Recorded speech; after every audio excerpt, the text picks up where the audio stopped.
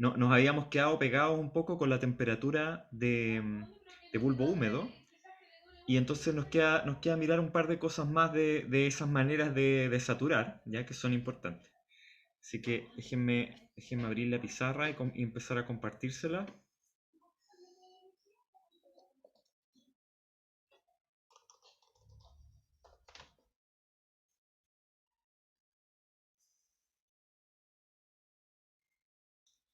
Por supuesto que otra manera de saturar o de conseguir la saturación. No, eso no es lo que quiero hacer. Ahí sí.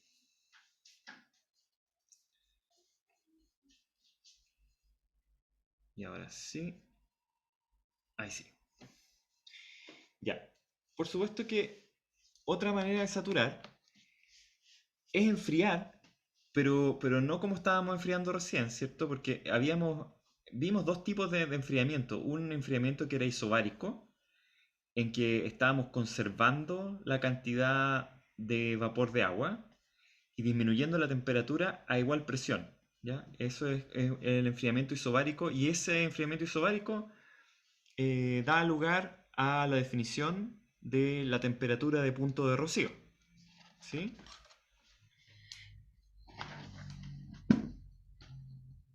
Después habíamos hecho teníamos otro sistema, por decirlo de alguna forma, que es un sistema en donde hay evaporación y hay enfriamiento, de manera que se llega a la saturación no por enfriamiento, sino que por evaporación. O quizás uno debiera ser más estricto por la combinación de ambos, ¿ya?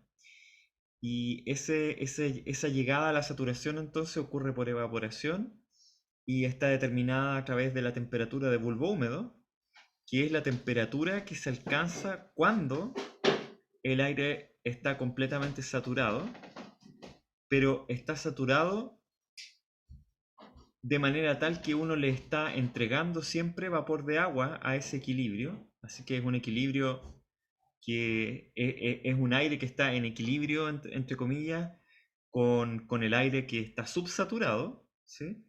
Pero desde una fuente de agua en este caso, ¿ya? Y la fuente de agua es el propio bulbo del termómetro, ¿ya? Y entonces eso nos permite medir. Así que esa es la segunda manera de enfriar.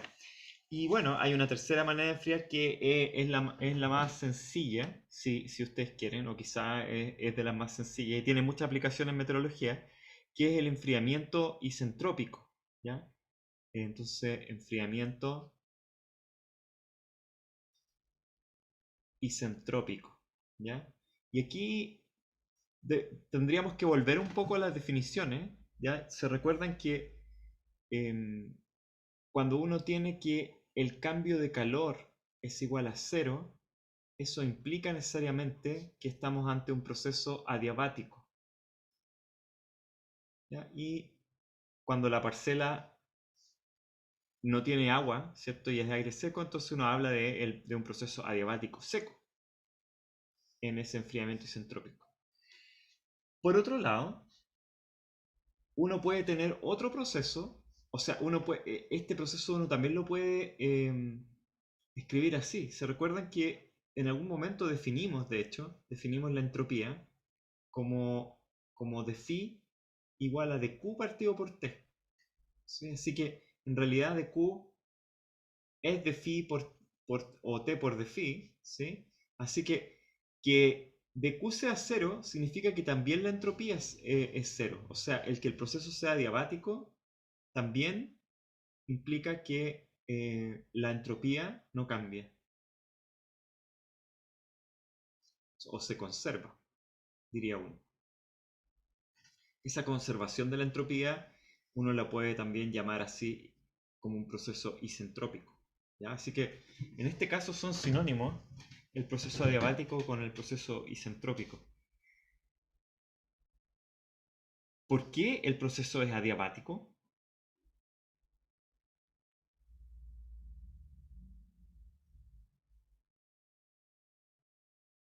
¿Por qué en la realidad este enfriamiento isentrópico es adiabático?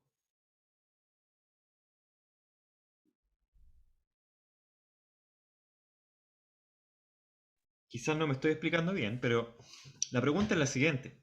Cuando uno tiene ascenso en la atmósfera, en general, uno tiene un enfriamiento isentrópico. Ya esto también podría ser un calentamiento adiabático, ¿ok? También podría ser un calentamiento adiabático, con la salvedad que el calentamiento adiabático implica que nos alejamos de la saturación, ¿cierto? Nos alejamos de la saturación porque si tenemos un cierto contenido de vapor de agua o un cierto contenido de razón de mezcla, si nosotros calentamos el aire, vamos a estar más lejos de la saturación. Así que es el enfriamiento el que nos lleva a la saturación. La pregunta es ¿por qué estos procesos son adiabáticos? Cuál es la razón física de que estos procesos son adiabáticos?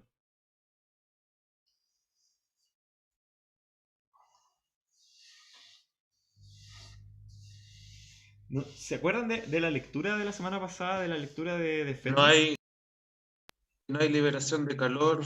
eh, por-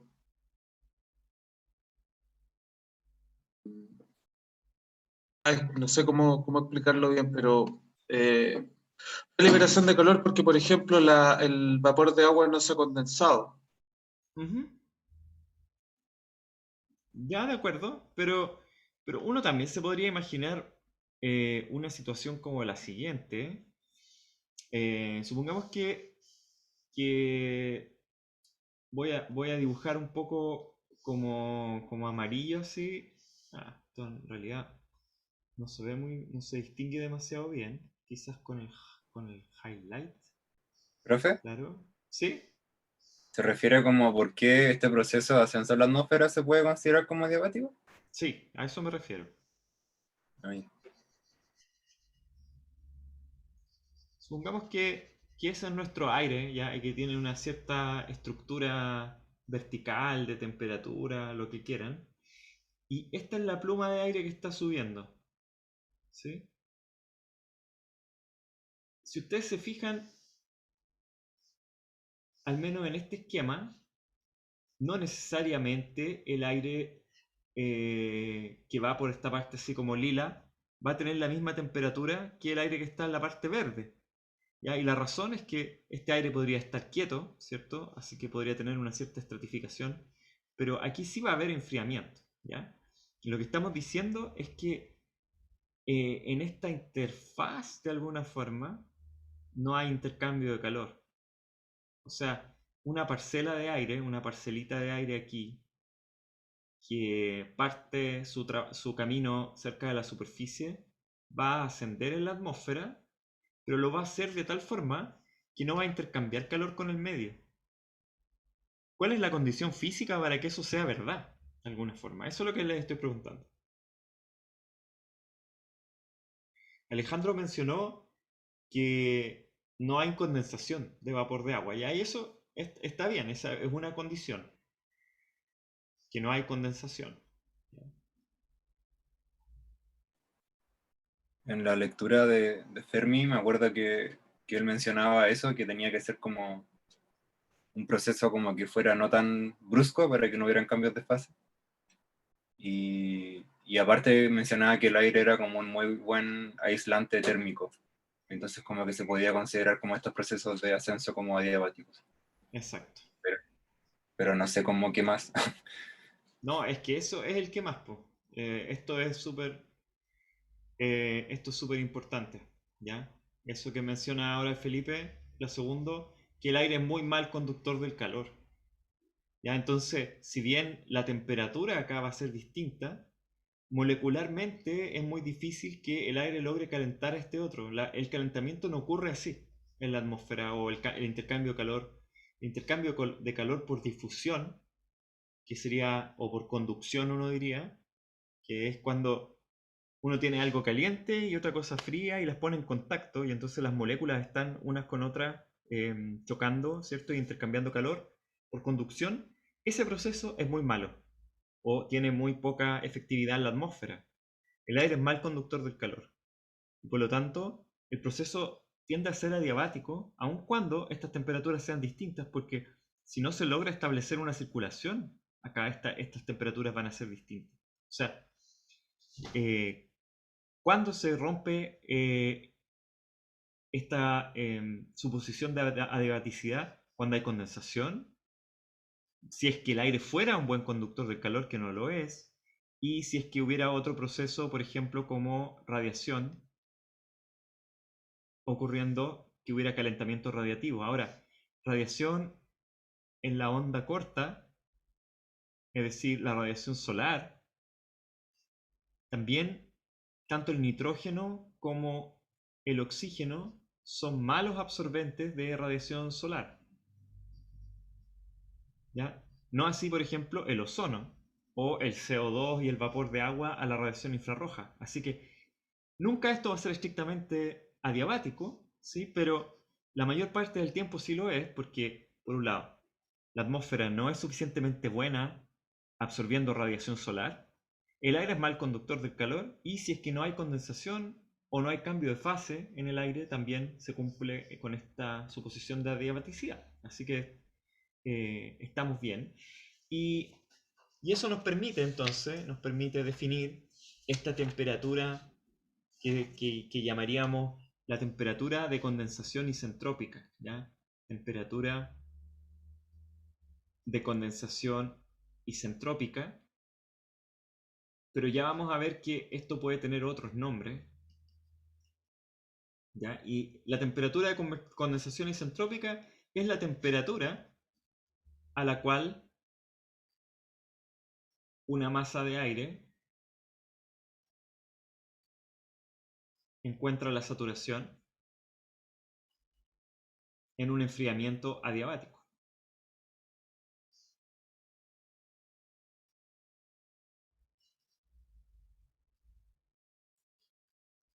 Y por supuesto que esto es mucho más fácil verlo gráficamente, ¿sí? Así que pongámosle aquí pongamos otro diagrama SQT-log-P, ¿ya? Porque, denme un segundo, porque voy a sacar nuestro diagrama de donde lo tenemos puesto.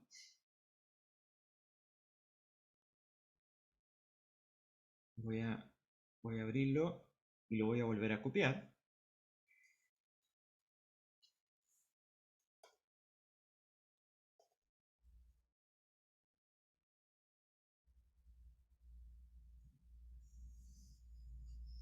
Entonces aquí lo voy a poner.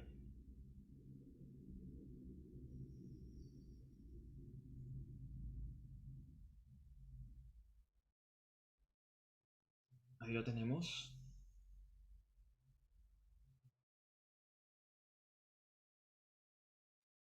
Ah, más encima quedó como raro.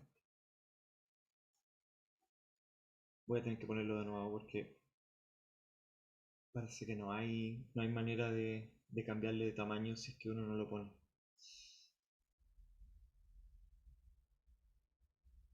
Por ahí. Entonces, volvamos a ocupar datos reales. Ya veamos cómo está la cosa. ¿Quieren Santiago? Santiago, ¿quién da más? 18,7 grados, temperatura, humedad 50%. ¿Ya? Si estamos en 18,7 grados, significa que tenemos que irnos de nuevo a la presión de 950 y a los 18 grados, 18,7 grados. Entonces estamos más o menos, Santiago está en este momento en un punto acá. ¿Sí? Y la humedad relativa es justo el 50%, ¿ya? Así que no nos va a ser tan difícil calcular entonces la humedad, la razón de mezcla. ¿Cuánto vale la razón de mezcla entonces en este momento en Santiago? De acuerdo, si es que la temperatura es 18,18 grados y la humedad relativa es del 50%, cuánto vale la razón de mezcla del aire en Santiago?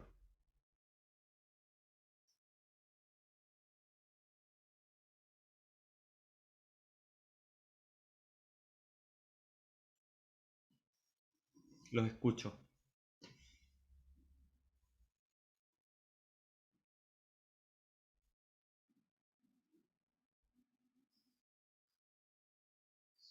Los veo todos muy concentrados ahí, pero no se la quieren jugar con nada. 6.5 gramos por kilogramo. Dije, igual no ¿Cuánto, me va bien. Victoria? 6.5. Creo, es que creo que la R de saturación es 13, ¿o no? ¿Cómo se ve mejor ahí o no? Ahí sí. ¿Sí? Ya, sí, es Mm, como 13, ¿cierto? El mm. R de saturación es como 13, así que el R es como 6,5, porque debiera ser la mitad de lo que tenemos, gramos por kilogramo. ¿Ya? Y lo que hacemos ahora es irnos por una adiabática seca, ¿ya se acuerdan? Estas de acá, estas líneas de acá son adiabáticas secas, así que nos vamos paralelo a una adiabática seca acá y cruzamos el 6,5. Cuando crucemos el 6,5, ahí.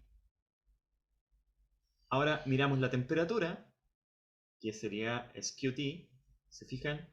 Y entonces la temperatura de condensación isentrópica va a ser igual a 5 grados Celsius, ya que la leímos de acá.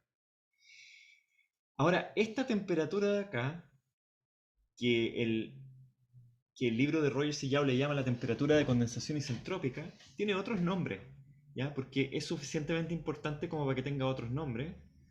También se le llama la temperatura de condensación por ascenso. Así nomás, por ascenso. ¿Ya? Y al nivel de altura, en este caso podríamos decir, qué sé yo, que la presión es cercana a los 810 hectopascales. Me estoy tirando un carril, pero más o menos, ¿cierto? Un poquito más que 800 hectopascales. Y quizás la altura en coordenada Z son como 1,7 kilómetros. ¿Ya? Esto sería el nivel de condensación por ascenso.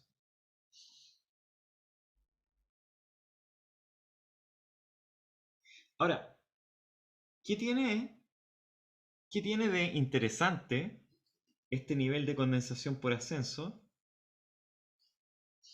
Bueno, este nivel de condensación por ascenso de alguna forma representa la base de las nubes que se formarían si es que el aire asciende en Santiago forzadamente a lo largo de esta trayectoria isentrópica. ¿Ya? Y estos, en general, funciona bastante bien para determinar la base de una nube. ¿Ya? La base de la nube coincide muchas veces con ese nivel de condensación por ascenso. Así que esa temperatura de condensación isentrópica tiene esa relación con la temperatura superficial y con la humedad relativa. Así que son las dos funciones. Si es que uno puede también, haciendo los enjuagues que habíamos hecho con el valor de la presión de vapor de saturación, uno puede también encontrar que la temperatura de condensación por ascenso es B partido por logaritmo natural de A por epsilon partido por R por P0 por T0 partido por T sub C elevado a 1 sobre kappa, ¿ya? O K, donde K es igual a R partido por C sub P. Si se fijan, esta es una fórmula para T sub C que incluye T sub C. ¿Sí?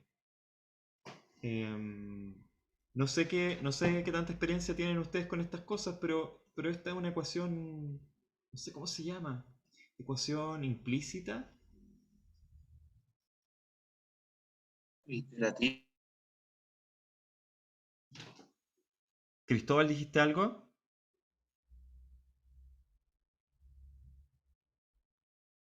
No, no, Felipe, nada, ¿dijiste nada, profe. algo? Solo tomando atención. Ah, ya no. Escucha, Felipe está diciendo algo entonces. Ya, que alguien No, yo sea tampoco. responsable de quién dijo iterativo. Felipe. No, yo tampoco fui. Fui yo. Ah, Alejandro, ya. Sí, se puede Pero resolver no como es iterando. claro, pero no es el nombre tampoco. Yo creo que esto es una ecuación. Me estoy empezando a acordar de cosas muy antiguas en mi mente. Esta es una ecuación trascendental. ¿Les suena eso, no? También lo dejo así como un signo de interrogación, pero son estas ecuaciones que muchas veces se veían en trigonometría, en los problemas de física, ¿se acuerdan? En donde había un seno acá de x, pero también había un seno acá al otro lado, entonces había que... Y bueno, una manera de resolverlo, muchas veces no se puede resolver analíticamente, es hacerlo de manera iterativa. Ya uno se da una solución para T sub c, corrige el T sub c con lo que uno encuentra, luego vuelve, pesca T sub c, de nuevo lo vuelve a meter acá, vuelve a corregir hasta que los dos valores convergen. ¿Ya? Casi que me dan ganas de hacerlo en vivo ahora en MATLAB, pero no. Me voy a resistir a la tentación de que nos pongamos a programar ahora, porque mi idea es que veamos, lo veamos conceptualmente nomás, ya por ahora. Puede ser que en algún momento lo programemos y lo miremos más. Pero eso es. Po. Y entonces la pregunta ahora, porque vamos a marcar la trayectoria de nuestra parcela de aire por acá. Entonces, supongamos que aquí viene nuestra parcela de aire, yo voy con el amarillo, le estoy indicando, ¿cierto? Que la parcela de aire está conservando su temperatura potencial porque está yendo en una especie de camino paralelo a las líneas de igual temperatura potencial. ¿Sí? Ahora, ¿por qué me detengo aquí en la base de la nube? ¿Por qué no puedo seguir para arriba con mi proceso de enfriamiento adiabático?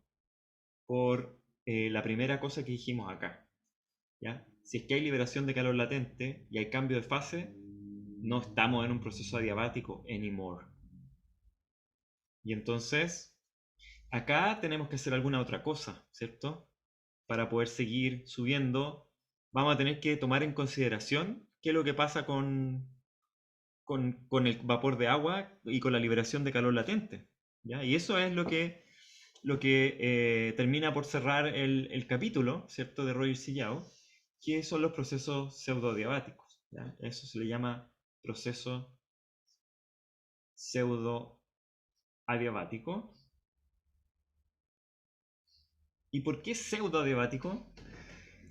Porque lo que estamos suponiendo es que no hay intercambio de calor con el medio, la parcela no intercambia calor con el medio, pero el calor latente de vaporización o de condensación en este caso, porque es un enfriamiento, el calor latente de condensación se va todo a calentar a la parcela. Y aquí hay dos suposiciones posibles que son extremas, ¿ya? Porque cuando uno lo piensa, ¿ya? Uno dice, voy súper tranquilo con mi parcela de aire en un proceso adiabático, ¿cierto? En donde R se conserva hasta que llego al nivel de condensación por ascenso. En el momento que llego al nivel de condensación por ascenso, lo que empieza a pasar es que el agua que está acá empieza a condensar. ¿Por qué? Porque R empieza a ser parecido a R sub S, o empieza a ser igual básicamente a R sub S. ¿Sí? Se alcanza R sub S en el nivel de condensación por ascenso. ¿Ya? Y aquí entonces es lo que les digo, que hay dos maneras de verlo que son extremas. Y son extremas en la literatura, y en la literatura son extremas, pero son parecidas en la práctica, ¿ya? Entonces, en la práctica no las vamos a distinguir demasiado, pero es bueno que ustedes sepan de dónde vienen las suposiciones. Una vez que se empieza a formar una nube acá, ya vamos a suponer que la nube se va a empezar a formar en el momento en que R llega a la saturación. ¿Ya? Eso no es enteramente verdad, y por supuesto que es una situación ideal, idealizadamente. Entonces la nube se va a formar justo cuando R sea igual a R sub S. Después vamos a ver qué tan verdad es eso en la realidad. Y ahí lo que va a pasar es que cada vez que se condense vapor de agua dentro de la parcela, se va a liberar calor latente hacia el medio, ¿cierto? Pero lo que vamos a suponer es que este proceso es pseudodiabático, así que todo el calor que se libere no se va a liberar al medio, sino que va a ir a aumentar la temperatura de la parcela nomás. ¿Sí? Y aquí vienen las dos decisiones que uno tiene que tomar, ¿cierto? Porque hay dos decisiones. Una es, tomamos la parcela de aire y el calor que se libera va a calentar la parcela de aire y el agua que está adentro, o tomo el calor, caliento la parcela, perdón, aquí no tengo que poner las gotitas porque ya van a ver qué es lo que va a pasar. Tomo el calor, caliento la parcela con el calor que se liberó, acá también lo hago, pero acá precipito toda el agua que se condensa rápidamente y de manera instantánea y la saco de la parcela. Pero la saco de manera instantánea antes de que esta agua se pueda calentar por efecto del propio calor que se liberó. Son dos suposiciones que son extremas porque en un caso estoy ocupando el calor para calentar el aire y el agua que está dentro de la parcela, y en el otro caso estoy ocupando el calor solo para calentar el aire y estoy suponiendo que el agua va a abandonar la parcela por precipitación de manera instantánea. ¿Ya? La realidad, obviamente, no es ninguno de los dos extremos, sino que algo entre medio. Nunca va a ser verdad que la precipitación es tan efectiva como para remover todas las partículas de nube que salgan de la caja, ni tampoco va a ser verdad que la precipitación es tan inefectiva como para que siempre que haya condensación, entonces toda la condensación quede dentro de la parcela.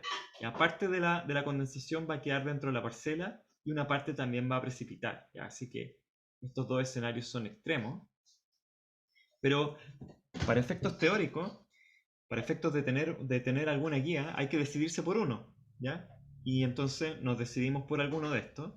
Y en general uno se decide por el pseudodiabático, ¿ya? Que es este de acá. Ya, a este se le llama adiabático húmedo reversible. ¿Por qué reversible? Porque puede salir algo de condensación de la parcela, pero si uno hace un pequeño movimiento hacia arriba o hacia abajo, lo recupera. En cambio acá, en el pseudodiabático, es como irreversible, porque uno sube con la parcela y saca todo el agua y precipita. Así que ya no hay vuelta, no es que uno pueda bajar ahora y entonces el agua va a saltar desde la tierra y va a volver a la parcela. Ya esto es irreversible y esto es reversible.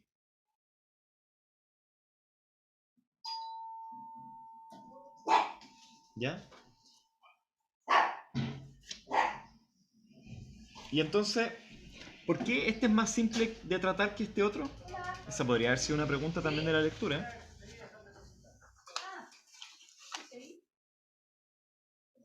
Básicamente, porque en este caso no es necesario condensar, no es necesario considerar el calor específico del agua que está dentro de la parcela, sino que solo nos basta con considerar el calor específico del aire, ¿sí? Y es más simple de tratar. Eso es todo, ¿ya? Y entonces, la ecuación que rige este cambio es la siguiente: dt partido por t menos k por dp partido por p, ¿sí? Es igual a menos L partido por T por C sub P por DR sub S. Ya les voy a explicar por qué esto es así. Podemos multiplicar todo por T. ¿Ya? Si multiplicamos todo por T nos va a quedar aquí que dt menos K por T dP es igual a menos L partido por C sub P dr sub S partido por P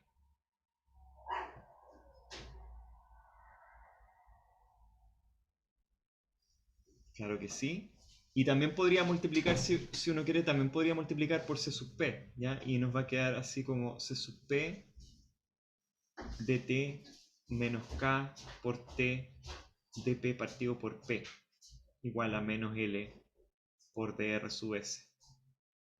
Volvamos atrás a algunas clases, ¿ya?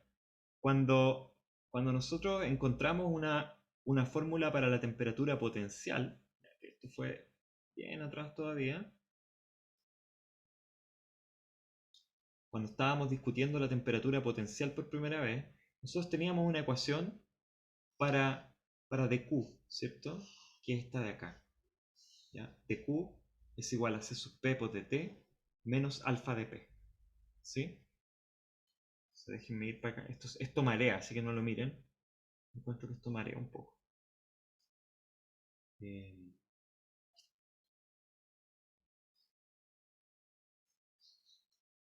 ¿Cómo era nuestra ecuación de conservación? Era de Q igual a C sub P de T menos alfa por dP. Pero alfa, ¿se recuerdan? Es P por alfa igual a R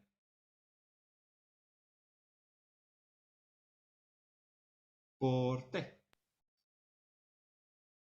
O R sub D por T. ¿Sí? Así que alfa es R sub D partido por P por T. Si uno reemplaza acá, uno obtiene que dQ es igual a C sub P de T menos R sub D por T partido por P por dP. Miremos lo que tenemos acá. ¿Sí? Aquí lo que tenemos es que C sub P por dt menos K por C sub P por T de P partido por P. Pero resulta que K es igual a R sub D partido por C sub P. Así que en realidad esto de acá es de Q. Todo el rato fue. ¿Ya? Porque fíjense, perdón, ahí me faltó el signo igual. De Q es igual a C sub P de T menos R sub D partido por P por T de P. Es lo mismo que esto.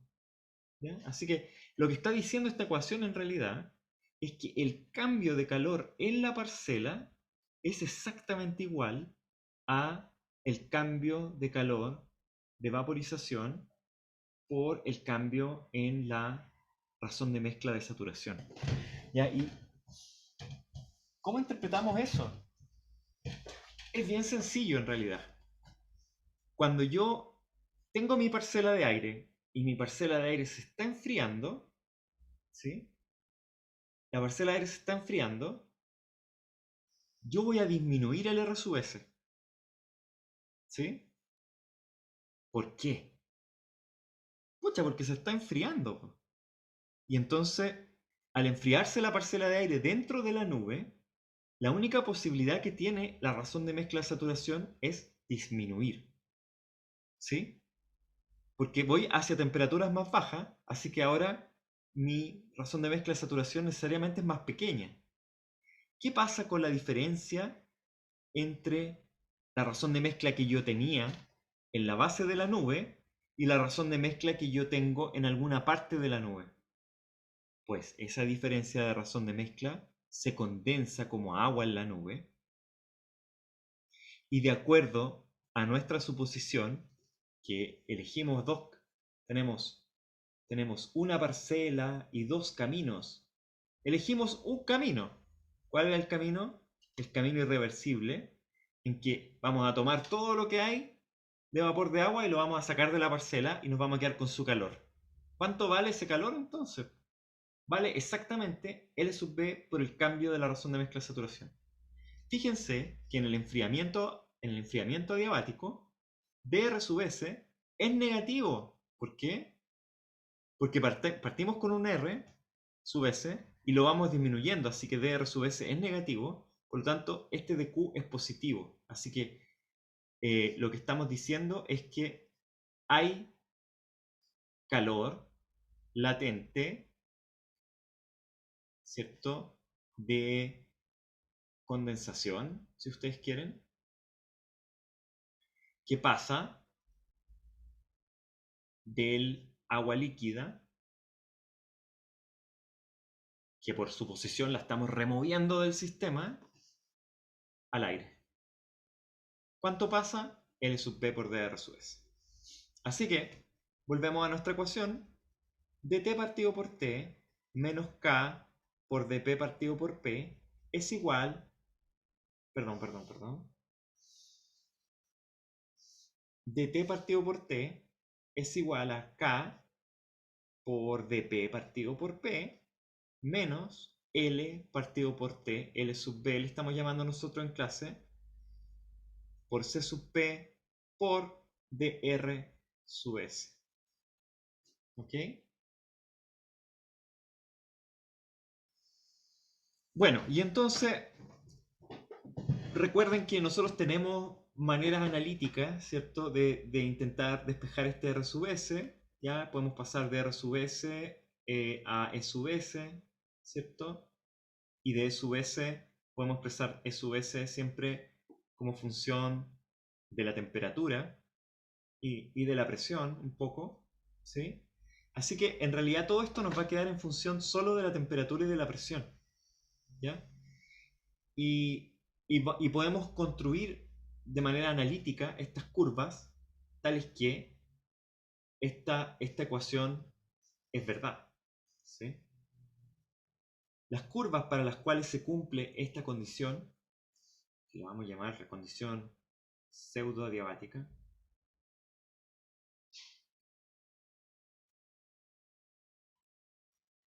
las curvas en el diagrama que cumplen la condición pseudo-adiabática se llaman las curvas, y un nombre muy creativo, pseudo-adiabáticas.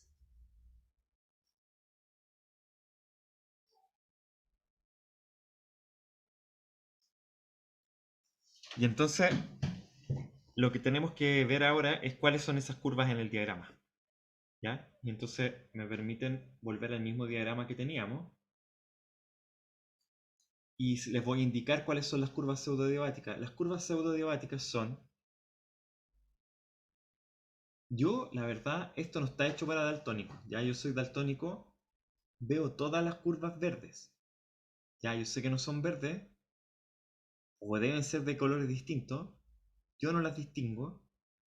Yo solo las distingo por la forma, ¿ya? Y yo alguna vez hice una versión para daltónicos de este diagrama, pero se me perdió. Se los traté de subir, les traté de subir la mejor versión, porque también la gente normal ve mejor las figuras que están diseñadas para daltónicos que las figuras normales, ¿ya? No es que ustedes sean daltónicos o todos no, pero la gente daltónica es una condición más extrema nomás, pero en general ustedes también se confunden un poquito con esto. Ya, pero estas son las pseudodiabáticas. Recuerden, tenemos presión. Por ejemplo, miremos estas de acá. Aquí les voy a hacer presión constante. Temperatura constante. Razón de mezcla de saturación constante. Temperatura potencial constante. Y aquí viene nuestra amiga que estamos tratando de describir. Se la puede hacer en rojo. Aquí viene la pseudodiabática. Esta es la pseudodiabática.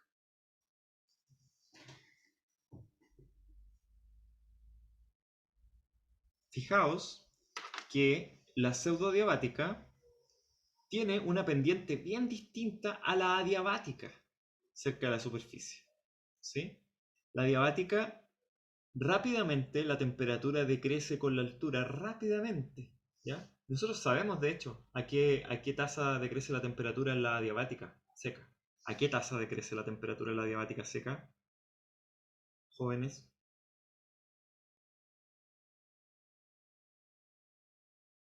A 9,8 por kilómetro, ¿no? ¿Cuánto, Pablo? 9,8, ¿no? 9,8 grados por kilómetro. Grados por kilómetro, sí. Grados por kilómetro. Entonces, uno puede comprobarlo un poquito igual. Por ejemplo, por ahí está el kilómetro, ¿sí? Por ahí está el kilómetro. Fíjense que si uno va de acá, de los 18, más o menos llega a los... ¿cuántos grados? Ya, lo que pasa es que fíjense que el cero en realidad parte acá, ¿ya? Parte aquí en los 1000 hectopascales, así que ojo con eso. Vamos de los 15 hasta como los 5 grados. O sea, aproximadamente 10 grados por kilómetro o 9,8 grados por kilómetro. Está muy bien. Esa es la adiabática seca. Entonces, esta línea de acá es la adiabática seca. ¿Cuál es la pseudodiabática que parte del mismo punto? La curva roja, ¿ya? Y la voy a dibujar un poco más, voy a dibujar ambas un poco más, ¿sí? Puedo seguir la pseudodiabática acá, fíjense. Todo eso de ahí es la pseudodiabática que va a pasar por adentro de la nube que habíamos dibujado, ¿ya? Y la diabática seca sigue su camino por acá, ¿sí? Sigue su camino. ¿Cómo es el cambio de temperatura a lo largo de la pseudodiabática? ¿Es más rápido o más lento que el cambio a lo largo de la diabática? Más lento. Es más lento, ¿cierto? Esta es la pseudodiabática. Y la razón, ¿cierto?, de por qué el cambio es más lento es justamente porque aquí estoy liberando calor latente todo el rato en la pseudodiabática. Por lo tanto, la parcela no se enfría tan rápido porque está ocupando la condensación como fuente de calor y por lo tanto sigue una curva pseudodiabática. ¿Ya? Y entonces, cuando uno parte en nuestro ejercicio, ¿cierto? En Santiago, que estamos diciendo que las bases de la nube, y esto es curioso porque, no sé, si alguien tiene vista la cordillera de Santiago por casualidad, así como para chequear rápidamente que no haya una nube justo... Yo. Sí, Pablo, ¿se ve alguna nube en el Cerro San Ramón o no? Así como en la cordillera. A ver, voy a ir a la ventana. Porque a veces ocurre que hay una nube cordón que se llama, ¿ya? En la cordillera, que es una nube que está así como afirmadita Sí, pero que se ven del sus cerro. nubes locas ahí. Y como Ah, más o perdón. menos a qué altura, Pablo, está ahí, como pueden ser 1500, 2000 metros, Sí, la menos base. sí, por ahí. Sí, Ya, sí. bien. Ya, entonces, 1600 al ojo. está sucediendo entonces lo que nosotros suponemos, ¿ya? Que es que pueden haber nubes entonces a alguna altura del Cerro San Ramón, porque esa es la base de la nube y por otro lado ha estado despejado hoy día, ¿sí? Así que como está despejado, se está generando corriente montaña arriba y por lo tanto hay ascenso adiabático seco y después se forma la nube. Entonces, en Santiago estaríamos siguiendo esta trayectoria con la nube, ¿sí? Partimos acá, ¿sí? Vamos con nuestra nube por acá, por la diabática seca, llegamos a nuestra base de la nube, que es la temperatura o el nivel de condensación por ascenso, y de ahí en más, si yo quisiera saber cuál es la temperatura de la nube, tendría que continuar entonces ahora por la adiabática húmeda, ¿ya? Sigo por la adiabática húmeda y obtengo ahora la trayectoria de las parcelas de aire al interior de la nube, ¿sí? Y ahí, por ejemplo, la nube podría terminar porque podría ser que se mezcló con el aire seco de afuera, ¿ya? Y ya no hay suficiente humedad como para seguir condensando, ¿ya? O esta nube podría seguir otro poco más, ¿ya? Dependiendo de la condición. Pero es la pseudodiabática entonces la curva que es la curva apropiada para continuar viendo cuál es el destino de esta parcela de aire una vez que asciende por encima de la base de la nube.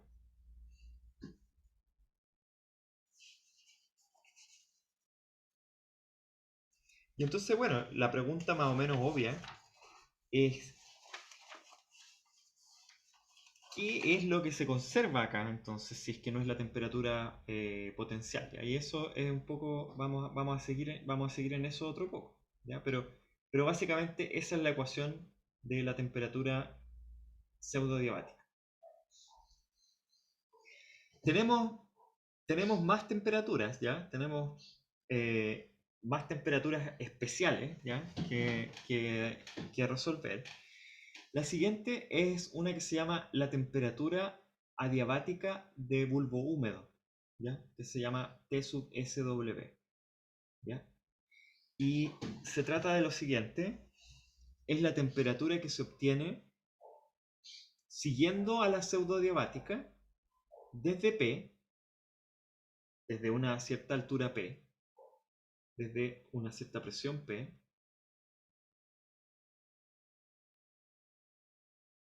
hasta la presión original.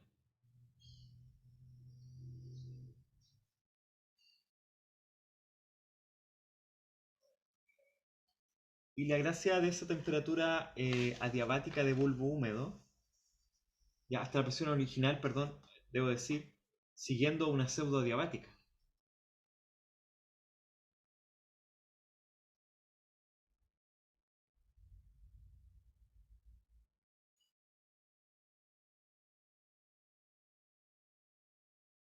La gracia de esta presión es que se parece mucho a la temperatura de bulbo húmedo. O sea, la temperatura pseudodiabática o adiabática de bulbo húmedo se parece mucho a la temperatura de bulbo húmedo en más o menos 0,5 grados Celsius. ¿Ya? Así que es una buena manera de estimar la temperatura de bulbo húmedo sin necesariamente tener que requerir de la fórmula, ya que también es media iterativa. Así que uno puede hacerlo así. Ya. Aquí lo único que habría que aclarar es qué significa la presión original. ¿Ya? O sea, hay involucrado acá un ascenso o un descenso. ¿Sí? Porque obviamente si la presión es la misma, ¿sí? No hay no hay un ascenso o un descenso, no hay un cambio acá. ¿Ya? Así que esto es válido para un proceso de ascenso, para un ascenso o un descenso.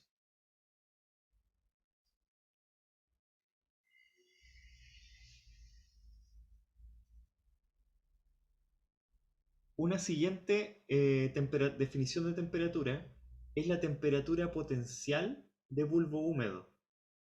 ¿Sí? Es la temperatura potencial de bulbo húmedo.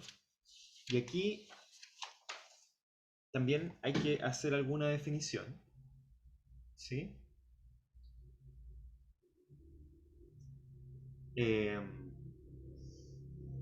Perdón, aquí estoy equivocado en esta definición. Ya nadie me corrige, pero la temperatura de saturación, la temperatura de bulbo húmedo pseudodiabática es la temperatura siguiendo a una pseudodiabática desde el nivel de condensación por ascenso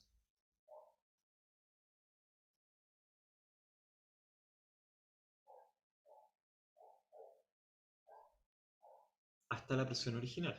¿Ya? Y esto es válido para un ascenso o un descenso, pero hay que hacer en realidad siempre el ejercicio completo, ¿ya? De subir y bajar por la pseudodiabática.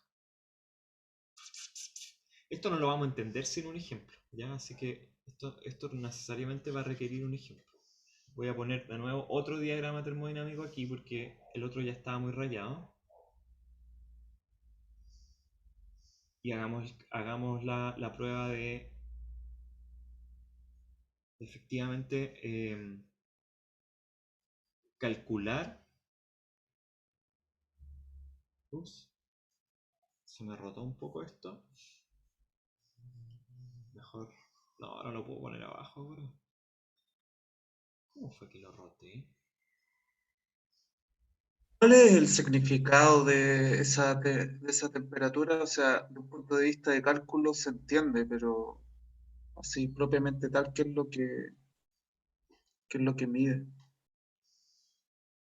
La única gracia, Alejandro, es que nos da la temperatura de bulbo húmedo de manera gráfica. ¿Ya? Esa es la única gracia.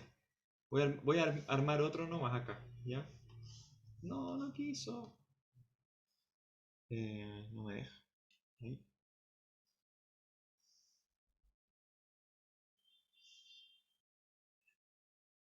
Entonces, miren, vamos a hacer la prueba porque estamos en eso. Estamos ocupando el diagrama hoy día y lo vamos a ocupar profusamente. ¿Ya? Ok. Voy entonces. ¿Dónde estamos en Santiago? 18 grados, ¿cierto? 18 grados, 950 hectopascales, ahí. Nivel de condensación por ascenso. Cuando encontremos los 6,5 gramos por kilogramo de razón de mezcla de saturación. Acá. Ahí estoy. Pero ahora, en vez de devolverme por la adiabática seca, ¿sí? Porque ya encontré el nivel de condensación por ascenso, me devuelvo por la pseudo adiabática. A la presión original. Chun, chun, chun, chun. Y ahí estoy. ¿Cuánto es la temperatura ahí? La leo. 12 grados. T sub WS, la temperatura de bulbo húmedo pseudodiabática, es igual a 12 grados Celsius. La temperatura es 18 grados. Veamos cómo andamos. Vamos a nuestro, al Wolfram Alpha, ya, y hagamos el cálculo explícito, ¿sí? Para que veamos si nos resulta o no. Entonces voy a compartirles navegador. Vamos a Wolfram Alpha, o pegámoslo acá, Wolfram Alpha Psychrometrics.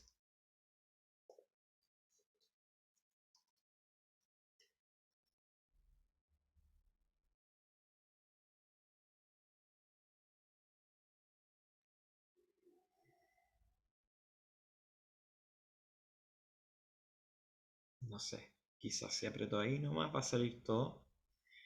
No, no quiero eso.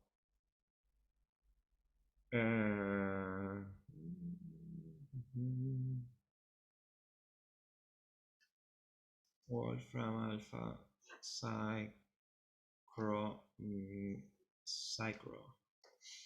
Psychrometrics. Ya, vamos a tener que hacerlo desde acá nomás, porque no quiere. Entonces, Psychrometric. ¿Qué pasa si le damos la temperatura de bulbo húmedo y bulbo seco? Aquí lo estamos haciendo así.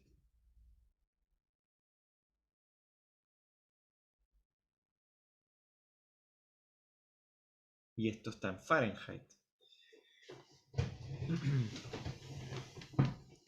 Va a estar difícil setear nuestro ejemplo, pero intentémoslo. Si tenemos... Como que no me dejan hacer ni una cuestión. ¿Cómo fue que lo hicimos el otro día? Psychrometric Properties. Ya, aquí me dejó. ¿Qué pasa si aquí le ponemos 18 grados, que es la temperatura de bulbo húmedo, y aquí le ponemos 12 grados, que es lo que nosotros creemos que es la temperatura de bulbo seco, y aquí le ponemos 950 bares o hectopascales? ¿Qué debería pasar si nuestro cálculo está correcto? ¿Cómo podríamos saber que nuestro cálculo está correcto o que funciona esta idea de que la temperatura pseudodiabática de bulbo húmedo se parece mucho a la temperatura de bulbo húmedo? No voy a apretar Enter hasta que no me digan qué es lo que tiene que pasar. Debería de haber una diferencia como de más o menos 0.5 grados en lo que nosotros calculamos. Puede ser Amairani, pero el problema es que no nos va a dar otra. O sea, nosotros ya le estamos entrando la temperatura de bulbo seco y la temperatura de bulbo húmedo. Entonces, ¿cómo podemos confirmar que lo que nosotros estamos calculando está ok?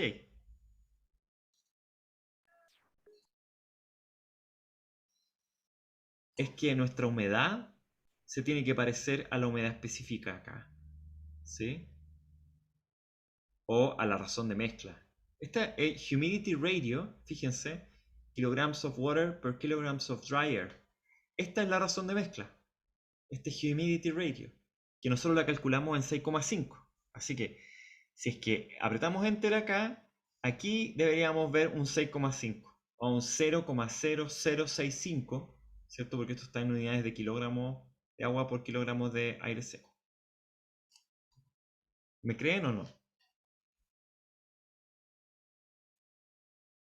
Sí. Ya, veamos entonces. Necesitaba solo un sí para apretar Enter. 0,00688. Ya, perfecto. O sea, está ok. Para todos los efectos, significa que sí, que para una humedad relativa, fíjense la humedad relativa, 50.1%. ¿Sí? Eso no le dimos la humedad relativa. Solo le dimos la diferencia entre la temperatura de bulbo seco y bulbo húmedo. Y la presión. La humedad relativa la calculó solo. ¿Sí? Así que si no quieren mirar acá el ratio, al menos créanme que obtuvimos la humedad relativa que andábamos buscando. Así que nuestro cálculo gráfico de la temperatura de saturación de la temperatura pseudodiabática de bulbo húmedo desde el diagrama termodinámico resultó muy bien. ¿Sí? ¿Se convencieron o no? No los convencí de nada. No están cachando nada. Le van a preguntar a la Rocío. Díganme algo, queridos estudiantes de meteorología. Sí se entiende. Ya. O sea, ¿por qué definimos entonces la temperatura? Es porque sirve para calcular una buena estimación de la temperatura de bulbo húmedo. ¿Ya? Y fíjense que pasamos de la humedad relativa a la temperatura de bulbo húmedo sin hacer ningún cálculo, solo gráficamente. ¿Ya? Así que igual entretenido.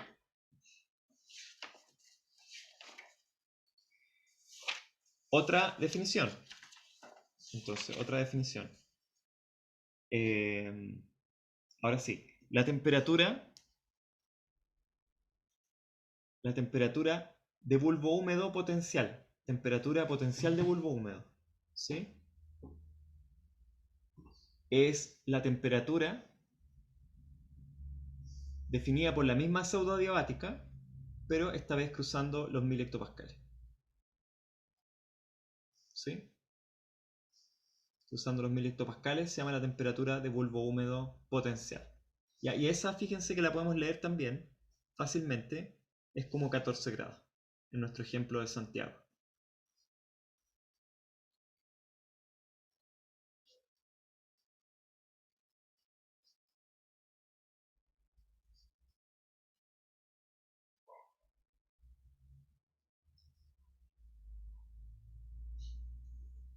Definamos otra más. Entonces, esta es la temperatura potencial de bulbo húmedo.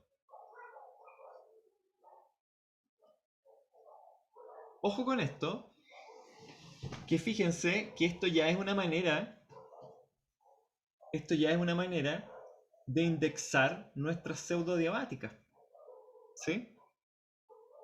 Porque todas las pseudodiabáticas van a tener la misma temperatura potencial de bulbo húmedo. Ah, estoy diciéndolo mal. En una pseudodiabática, si estoy en una pseudodiabática, siempre voy a tener la misma temperatura potencial de bulbo húmedo, porque la manera de calcularlo es que estoy en un punto y me devuelvo por la pseudodiabática hasta la presión de 1000 hectopascales. Entonces, si estoy en alguna parte de la pseudodiabática, evidentemente si me devuelvo por la pseudodiabática, me quedo en la misma pseudodiabática y todos los puntos sobre una pseudodiabática dada van a tener la misma temperatura potencial de bulbo húmedo que otros puntos en la misma línea pseudodiabática. Así que esta es una manera de indexar las líneas pseudodiabáticas y de hecho, si ustedes se fijan, está aquí las líneas de temperatura teta W igual a menos 30, a menos 20, menos 15, menos 10, menos 5, 0, 5, 10, 12,5, entre 12,5 y 15. ¿Se fijan? Están indexadas las pseudodiabáticas como temperatura potencial de bulbo húmedo ahí. Y la temperatura potencial de bulbo húmedo acá es 14 grados. La puedo leer ahí incluso. La puedo leer acá arriba.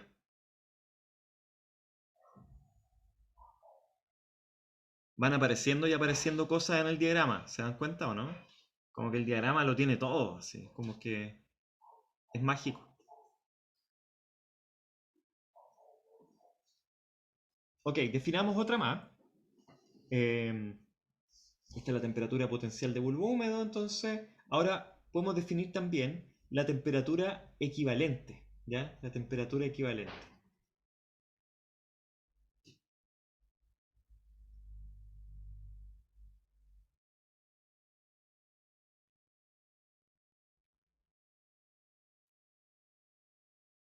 La temperatura equivalente se define a través de un cierto proceso, ya el proceso es el siguiente. Partiendo del nivel, partiendo del nivel de condensación por ascenso,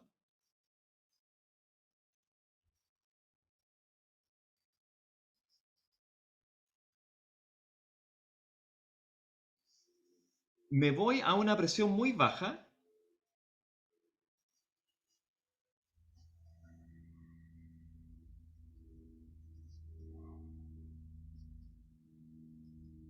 es decir, asciendo, y me enfrío hasta eliminar todo o casi todo el vapor de agua de la parcela.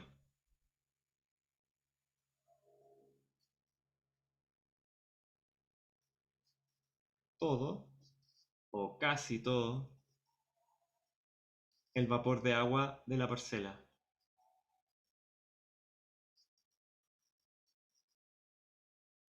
Y luego de eso me devuelvo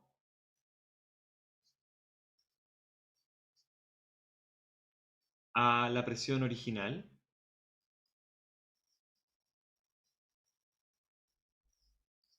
por una adiabática seca.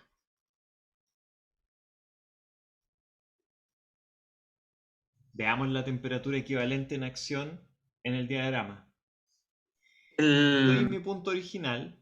Sí, Alejandro. Eso, sí, la condición a la cual hay que llegar, la presión baja sería WS igual 0, ¿no? Razón de mezcla 0, de saturación 0. Sí, sí. Ahora, esa saturación cero nunca, en rigor, nunca se va a alcanzar, Alejandro.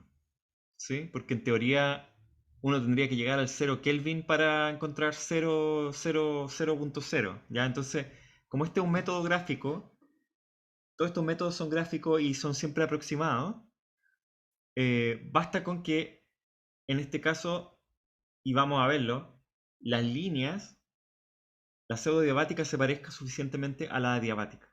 Cuando eso pasa, entonces uno dice, ya, voy a parar. Y ahora sí me devuelvo por la diabática. ¿Ya? Entonces, fíjense, por ejemplo, voy por acá, ¿cierto? Voy por la diabática seca, llego al nivel de condensación por ascenso, que Roger Sillao lo llama el punto P, y de ahí en adelante sigo por una diabática húmeda, ¿ya? Y tengo que seguir un buen rato, así que vamos viendo. Voy a seguir por la diabática húmeda, adiabática húmeda, adiabática húmeda. ¿Qué creen ahí? ¿Ya puedo parar? ¿Condensé todo el agua? No pasa nada, porque todavía tengo 3 gramos por kilogramo, así que tengo que seguir. Sigo condensando agua. ¿Paro? No, porque tengo 1,5 todavía. Sigo por la diabática húmeda, sigo por la diabática húmeda, sigo por la diabática húmeda. ¿Paro? Todavía tengo 0,5 gramos por kilogramo, así que todavía no. Sigo por la diabática húmeda, sigo por la diabática húmeda, sigo por la diabática. Ups, me doblé aquí un poco, como que me desvié. Sigo por la diabática húmeda. Pero ahí se podría parar, creo yo, porque como dijiste que se parecía la diabática seca con la pseudodiabática, ahí ya como que están Es- juntas. ya están como paralelas ya. Entonces ya como que no necesito seguir más, po. Ya ya puedo elegir ahora una diabática seca por la cual devolverme, ¿ya? Y me devuelvo por la diabática seca ahora. Entonces voy a hacerlo con otro color, voy a hacerlo con azul. Me voy a devolver por la diabática seca ahora. Me devuelvo por la diabática seca. Estoy con el pulso medio malo. Voy a tener que borrar todo. Poner de nuevo acá un poco. Esto ustedes lo pueden adelantar después en el video, eso es lo bueno. Y entonces aquí me devuelvo por la diabática seca. Sigo. Paralelo ahora me tengo que fijar que voy paralelo ahora a la diabática seca. ¿Sí? Así que voy a llegar a una temperatura bien alta en la diabática seca. ¿Sí? Tengo que llegar hasta la presión original. Así que tengo que llegar hasta acá, hasta los 950. Y ese punto es la temperatura equivalente. ¿Ya? Así que la temperatura equivalente en Santiago en este momento son 40 grados. Suena como muchos, ¿no? Pero así es la temperatura equivalente. 40 grados Celsius.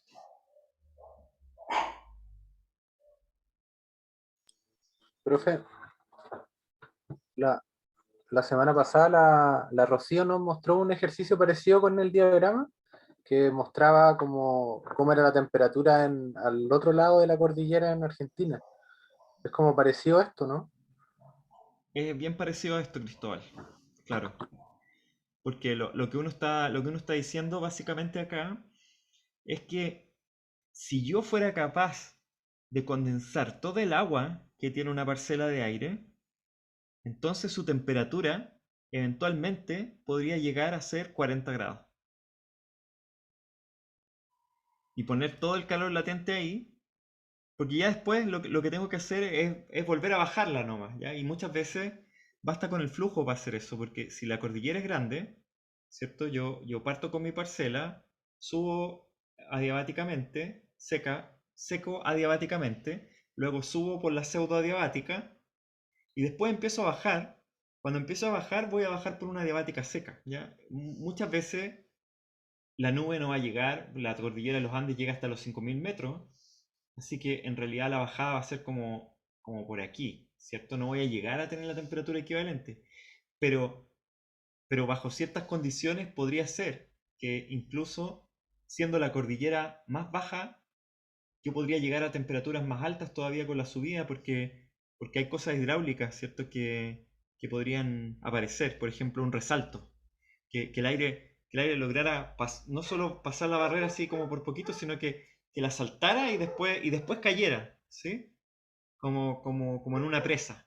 Y entonces ahí, eventualmente, el aire podría seguir más arriba, ¿ya? Y estos son los casos de viento sonda en Argentina, que son en Mendoza, en general se conocen como el viento sonda, en otras partes se conocen de otra forma, el viento fen, el raco, el terral de la cuarta región, en donde efectivamente uno tiene aire soplando por un lado de la cordillera y lloviendo, y en el otro lado tiene aire seco y muy cálido y muy seco, ¿ya? Que la gente describe que se vuelve loca al otro lado con el sonda, ¿ya? Por la baja humedad y también por la alta temperatura. Así que esa es la temperatura equivalente y también de manera equivalente, valga la redundancia, uno puede definir la temperatura potencial equivalente. ¿Ya? Y la temperatura potencial equivalente, temperatura potencial equivalente,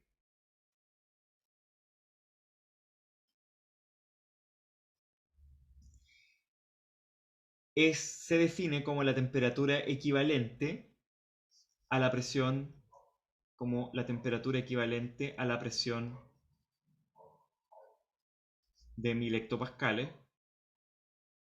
en un proceso adiabático seco. O sea, en este caso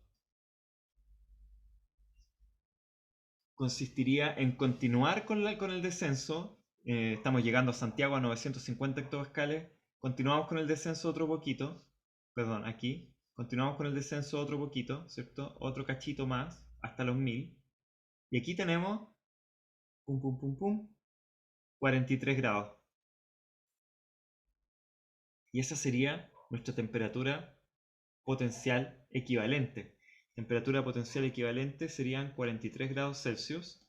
O en grados Kelvin, ¿cómo sería en grados Kelvin? 273 más 43 son 316.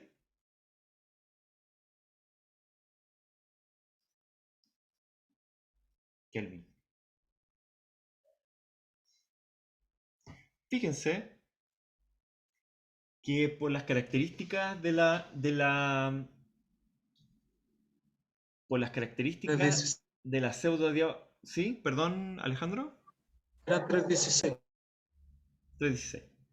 Por la característica de la pseudodiabática, ¿ya? Cada pseudodiabática yo podría partir subiendo por una pseudodiabática y después bajar por una adiabática seca. Así que la temperatura potencial equivalente también es una manera de etiquetar las pseudodiabáticas, ¿sí? Porque yo siempre voy a poder, partiendo de una pseudodiabática, llegar a una diabática y mirar la temperatura. Así que esa también es una manera de etiquetar las pseudodiabáticas. ¿Qué es pseudodiabática en este caso? Esta pseudodiabática, pues que me quedó toda rara, debería ser la pseudodiabática con temperatura potencial equivalente igual a 316 grados. Y fíjense que así están también etiquetadas las temperaturas acá. Fíjense que aquí está la temperatura potencial equivalente de 419 Kelvin. Aquí está la de 403, 386, 371, 316. Qué buena. Ya, justo la que habíamos calculado. Así que también están etiquetadas acá las temperaturas potenciales equivalentes. ¿Ya? Y entonces tampoco necesitamos hacer el descenso all the way. ¿Sí? Ya una vez que llegamos acá, podemos leer la temperatura potencial equivalente y ya sabemos lo que va a pasar a 1000 hectopascales al menos. ¿Ya? Si tuviéramos que llegar a otra presión que no sea 1000, ahí necesariamente vamos a tener que hacer el proceso de vuelta y no necesariamente leer acá, pero incluso, no, incluso no. Ya, esa es la temperatura potencial equivalente de manera gráfica de nuevo. Así que también, se fijan que todas las temperaturas que hemos definido hoy día las podemos calcular de manera gráfica con el diagrama SQT. ¿Ya? Así que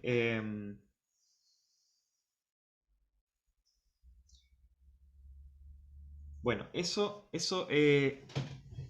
yo creo que eso es lo que quería cubrir por hoy, porque si sigo se va a enredar todo, ¿ya? Sí, yo tengo una consulta. Sí, Pablo. Si podría volver al gráfico, o sea, al diagrama, digo, perdón. Si no le diga, el gráfico así como si fuera cualquier cosa. Al querido diagrama. A nuestro Que querido la diagrama, pseudodiabática a temperatura muy alta, como que aumenta la temperatura, quizás debido porque en vez de como condensar evapora, quizás, entonces en vez de como que hace el proceso al revés del calor latente, o no, o nada que ver. No, Pablo, no, porque mira, lo que pasa es que uno parte acá, ¿cierto? Y supongamos que estamos de nuevo en el caso de Santiago. Si uno parte acá, todo este rato está Quizás en un caso conservando, más extremo, como en en un esos caso más que como que extremo como... aumenta, como no sé, pues de 36 grados, como que ¿Ya? aumenta la temperatura. Ah, me estás diciendo que como que la pseudodiabática se empieza como a parar un poquito. Claro, claro, porque cacho que al final como que tiene que equipararse a la seca porque como que no queda humedad, pues entonces no, como que no hay liberación de calor latente, Exacto. pero no sé por qué cuando, como que cae y como que aumenta o al revés disminuye la temperatura. Sabes que esa es una observación súper relevante, ¿ya? Porque tiene un montón de consecuencias. Eh, Tiene muchas consecuencias. De hecho, ya, lo que está diciendo Pablo, lo que yo le entiendo, es que empieza como a aumentar la temperatura acá, en vez de disminuir con la altura, en la pseudodiabática. ¿Ya? Y que ahí el Pablo está tratando de encontrar una explicación para eso. Pero primero ya, tenemos que desconstruir el mito de que está aumentando la temperatura. La temperatura está disminuyendo todavía, Pablo. Porque mientras la Sí, pendiente de la pseudodiabática no sea igual a la pendiente de la temperatura, va a seguir bajando la temperatura con la altura. claro, ¿Ya? claro, Así claro. que lo que pasa es que está bajando mucho menos. ¿Ya? Y la razón es que a medida que uno va aumentando la temperatura, la razón de mezcla de saturación crece de manera exponencial. ¿Se fijan? Aquí partimos con 0, 10, 1, 2, 3, 10, 20, 30, 40. O sea, mientras mayor sea la temperatura, la cantidad de agua que potencialmente uno tiene en la parcela es enorme. Y por lo tanto, la capacidad de modificar el gradiente adiabático seco con esta liberación de calor latente también es enorme. ¿Sí? ¿Cuál es la capacidad que uno tiene con una parcela que tiene muy poca temperatura? Bueno, prácticamente nada. ¿Se fijan? Que cuando las temperaturas son bajas, menos 30, menos 35, estamos en un clima ártico, entonces yo voy subiendo por la ciudad adiabática y no pasa nada, porque en realidad tengo re poca agua para partir.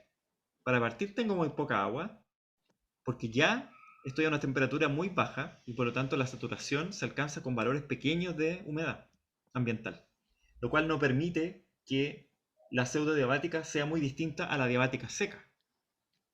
Mientras que en los trópicos, la diabática seca es completamente distinta a la pseudodiabática.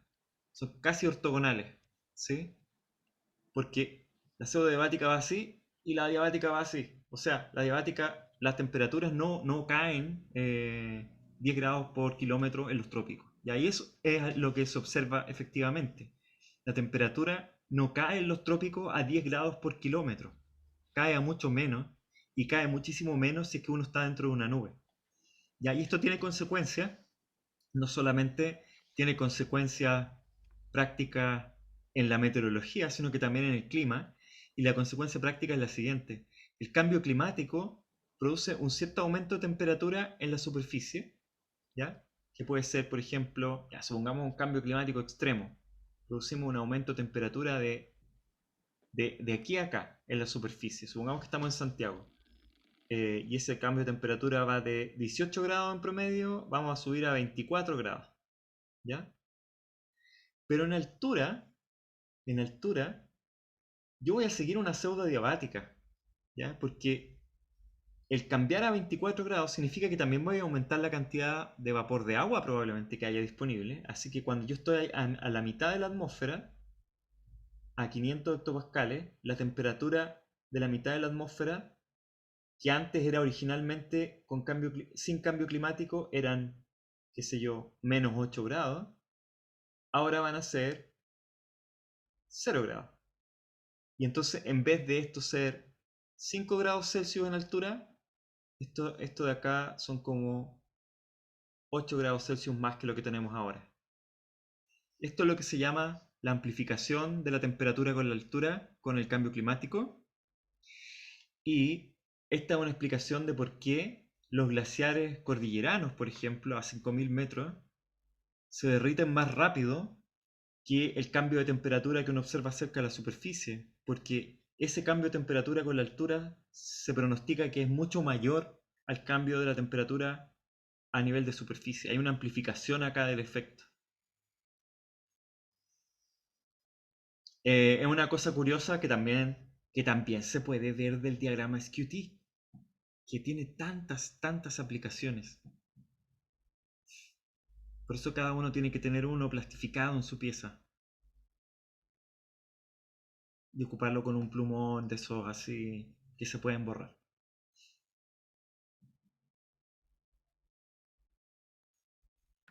Gracias, profe.